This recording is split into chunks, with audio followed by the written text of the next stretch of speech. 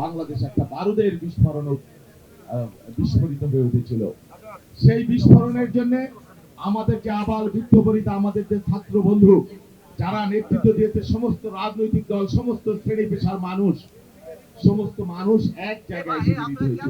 দুর্ভাগ্যজনক যে জুলাইয়ের 1 বছর না যেতেই এই জুলাইকে নিয়ে নানান ধরনের প্রচেষ্টা, নানান ধরনের কলঙ্ক, জুলাইকে কুক্ষিগত করবার জন্য নগ্ন একটা প্রয়াস আমরা দেখতে পাই। আমরা স্পষ্ট করে বলতে চাই যে জুলাই আমার, জুলাই আমাদের, জুলাই সকলের। জুলাই কোনো ব্যক্তিগত, কোনো দল গোষ্ঠীর কোনো সম্পত্তি হতে পারে না।